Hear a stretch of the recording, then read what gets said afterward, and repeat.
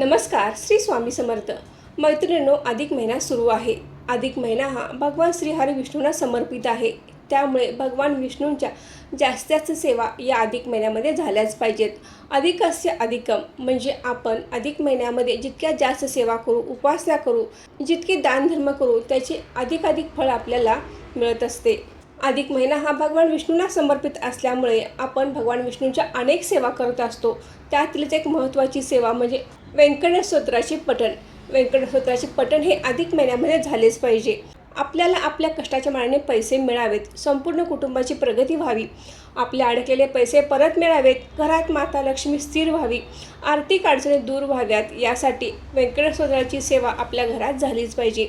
या अधिक महिन्याचे औचित्य साधून आपण व्यंकटेश स्तोत्राचे 3 दिवसांचे, 11 दिवसांचे, 21 दिवसांचे, 41 दिवसांची सेवासुद्धा करू शकतो. आपण व्यंकटेश स्तोत्र रोज देखील म्हणू शकतो, परंतु व्यंकटेश स्तोत्राची जी सेवा आहे ती मध्यरात्री 12 वाजता केली तर त्याचे अधिकाधिक फळ आपल्याला मिळत असते. पण बऱ्याच जणांना मध्यरात्री सेवा करणे शक्य नाही, तर त्याने व्यंकटेश स्तोत्राची सेवा दिवसा करणार असाल तर ती कशी करायची? आणि जर तुम्हाला मध्यरात्री सेवा करणे शक्य असेल तर मध्यरात्री सेवा कशी करायची, पूजा मांडणी कशी करावी, नैवेद्य कोणता दाखवावा, उद्यापन कसे करावे, अशी संपूर्ण माहिती आपण आजच्या व्हिडिओमध्ये घेणार आहोत. तर व्हिडिओ स्किप न करता शेवट पण नक्की बघा. नमस्कार मैत्रिणींनो, मी सारिका भक्ती विश्वमध्ये तुमचे मनापासून स्वागत करते. व्यंकटेश स्तोत्राची सेवा ही अतिशय प्रभावी आहे. आपल्या कष्टाला नशिबाची साथ मिळावी, आपले हक्काचे पैसे कोणाकडे अडकले असतील तर ते परत मिळावेत, आपल्याला आपल्या कष्टाच्या मानाने मोबदला मिळावा, आपल्या घरामध्ये आर्थिक स्थैर्य यावे, घरामध्ये माता लक्ष्मी स्थिर व्हावी, यासाठी अधिक महिन्यामध्ये आपण व्यंकटेश स्तोत्राचे पठण करायचं आहे.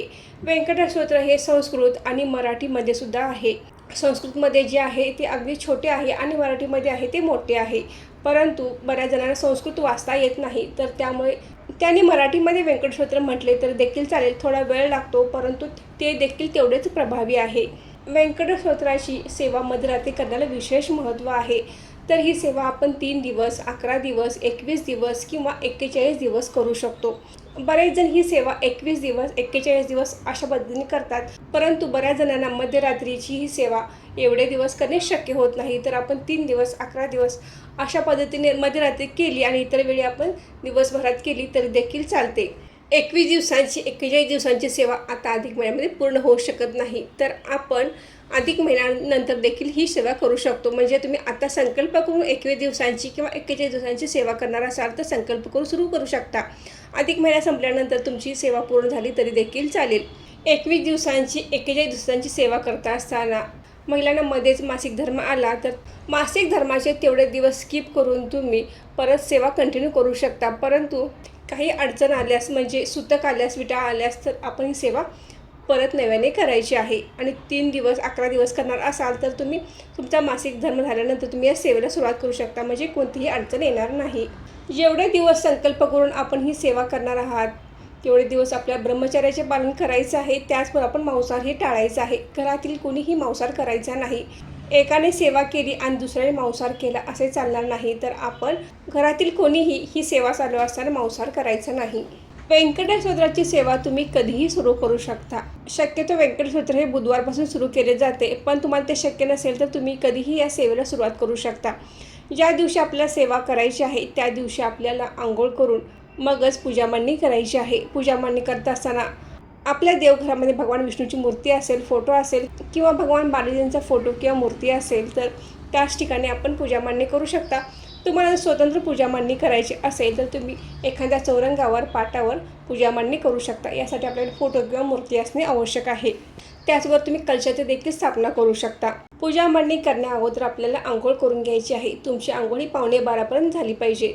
त्यानंतर आपल्याला पूजा मांडणी करायची आहे. ज्या ठिकाणी पूजा मांडणी करायची आहे ती जागा स्वच्छ करून घ्यावी, बसण्यासाठी आसन घ्यावे आणि आपल्यासमोर चौरंगावर पूजा मांडणी करायची आहे. तर चौरंगावर एखादे पिवळे स्वच्छ वस्त्र अंथरायचं आहे आणि दिवा प्रज्वलित करायचा आहे. हा दिवा तुम्ही शुद्ध गाईच्या तुपाचा लावायचा आहे. तूप नसेल तर तेलाचा लावला तरी चालतो, पण शक्यतो तुपाचा दिवा आपण लावायचा आहे. त्यानंतर आपण कलशाची स्थापना करायची आहे. तुम्हाला जर कलशाची स्थापना करायची असेल तर तुम्ही कलशाची स्थापना करू शकता. नसेल करायची तर नाही केली तर चालेल. त्यानंतर आपल्याला भगवान विष्णूंचा फोटो किंवा मूर्ती किंवा भगवान बालाजींचा फोटो किंवा मूर्ती, बालाजी हे भगवान विष्णूंचेच रूप आहे, तर कोणताही फोटो आपल्याकडे असला तरी चालेल. तर ही सेवा आपल्याला 12ला सुरू करायची असते. जर त्या अगोदर तुमची पूजा मांडणी झाली असेल तर तुम्ही भगवान विष्णूंचा कोणताही मंत्र म्हणू शकता. ओम नमो भगवते वासुदेवाय या मंत्राचा तुम्ही 12 वाजेपर्यंत जप करू शकता आणि बरोबर 12 वाजता आपल्याला व्यंकट स्तोत्र म्हणण्यास सुरुवात करायची आहे. आता कोणते व्यंकट स्तोत्र म्हणावे तर तुम्ही संस्कृतमध्ये म्हणणार असाल तर ते म्हणू शकता. तुम्हाला जर मराठीमध्ये आहे ते म्हणणार असाल तर तेही म्हणू शकता. मराठीमध्ये आहे ते थोडा वेळ लागतो, परंतु तेही व्यंकट स्तोत्र तितकेच प्रभावी आहे. व्यंकट स्तोत्र मराठीमध्ये आहे त्याची पहिली ओवी तुम्हाला मी सांगते. श्री गणेशाय नमा, श्री व्यंकटेशाय नमा, ओम नमोजी हेरंबा, सकळाधिक तू प्रारंभा, आठवणी तुझी स्वरूप शोभा, वंदन भावे करीत असे. हे मराठीमध्ये व्यंकट स्तोत्र आहे. मराठी व्यंकट स्तोत्रामध्ये एकूण 108 ओव्या आहेत, तर 81 ओवीपर्यंत व्यंकट स्तोत्र आहे आणि त्यानंतरच्या ओव्या या फलश्रुती आहेत. तर आपल्याला 20 वेळा 1 ते 81 ओवी म्हणायच्या आहेत. ज्यावेळी तुम्ही 21व्या वेळी व्यंकट स्तोत्र म्हणता त्यावेळी आपल्याला 1 ते 108 ओवीपर्यंत संपूर्ण व्यंकट स्तोत्र म्हणायचे आहे. आणि संस्कृतमध्ये आहे ते व्यंकटेशो वासुदेवा प्रद्युम्न विक्रमा संकर्षो निरुदश शेषाधिपतिरेवच. हे व्यंकट स्तोत्र संस्कृतमध्ये आहे. यामध्ये एकूण 15 ओवी आहेत, तर 8व्या ओवीपर्यंत आपल्याला व्यंकट स्तोत्र 20 वेळा म्हणायचे आहे. आणि ज्यावेळी आपण 21व्या व्यंकट स्तोत्र म्हणतो त्यावेळी आपल्याला 1 ते 15 ओवी संपूर्ण म्हणायचे आहेत. तर असे आपल्याला व्यंकट स्तोत्र 21 वेळा म्हणायचे आहे. ज्याप्रमाणे तुम्ही संकल्प केला आहे 3 दिवसांचा, 11 दिवसांचा, 21 दिवसांचा आणि 41 दिवसांचा, त्याप्रमाणे आपण हे व्यंकट स्तोत्र रोज पठण करायचे. रात्री 12 वाजताच करायचं आहे. ज्यांना मध्यरात्री 12 वाजता व्यंकट स्तोत्राची सेवा करणे शक्य नाही त्यांनी रोजच आपण व्यंकट स्तोत्र म्हणायचे आहे. रोज 21 वेळा म्हणायचे आहे. ज्याप्रमाणे मी सांगितले आहे त्याचप्रमाणे आपण हे 21 वेळा म्हणायचे आहे. म्हणजे पहिल्या 8 ओवीपर्यंत आपल्याला 20 वेळा म्हणायचे आहे आणि 21व्या वेळी म्हणताना आपण 1 ते 15 ओवी पूर्ण म्हणायचे आहेत. रोज व्यंकट स्तोत्र आपल्याला 21 वेळा म्हणणे शक्य नसेल तर आपण किमान 3 वेळा तरी व्यंकट स्तोत्र रोज म्हणायचे आहे. या सेवेने देखील चांगला अनुभव येतो. आपण सेवा किती श्रद्धेने मनापासून करतो आहे हे महत्त्वाचे आहे. ज्या वेळेला आपल्याला शक्य आहे पती पत्नी दोघांपैकी एकाने तरी मध्यरात्री सेवा करावी. त्याचबरोबर आपण नित्यसेवेमध्ये देखील व्यंकट स्तोत्राचे पठण अवश्य करावे. ज्यावेळी आपण मध्यरात्री संकल्पयुक्त सेवा करत असतो त्यावेळी आपल्याला साखरेचा नैवेद्य दाखवायचा आहे. तुम्ही संकल्पयुक्त 3 दिवसांची 11 दिवसांची सेवा केली आहे आणि तुमची 11 दिवसांची सेवा पूर्ण झाली आहे तर आपल्याला त्या दुसऱ्या दिवशी आपलं सकाळी उद्यापन करायचं आहे. म्हणजे रात्री आपण सेवा करतो लगेच पूजा उचलण्याची आवश्यकता नाही. आपण रात्री झोपून सकाळी उठल्यानंतर आपण ही पूजेचे उद्यापन करू शकतो. तर यावेळेला आपल्याला पिवळी खिचडी बनवायची आहे, शिरा बनवायचा आहे किंवा एखादा गोड पदार्थ कोणताही तुम्ही बनवू शकता. तो पदार्थ बनवायचा आहे.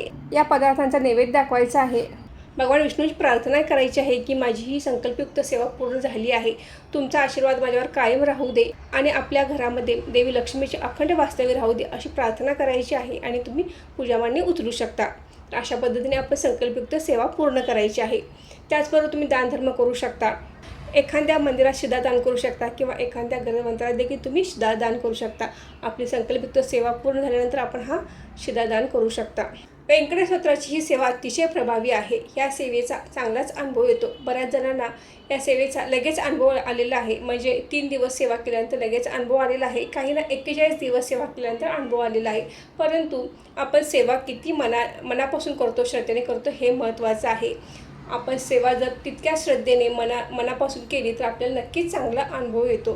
तर प्रत्येकाने या अधिक महिन्यामध्ये व्यंकट स्तोत्राचे हे 3 दिवसांचे 11 दिवसांचे पठण अवश्य करावे. येथेच थांबवते. आजची माहिती कशी वाटली कमेंट करून नक्की सांगा. व्हिडिओ आवडल्यास व्हिडिओ लाईक करा, शेअर करा आणि सारिका भक्ती विश्व या यूट्यूब चॅनल सबस्क्राईब करा. धन्यवाद.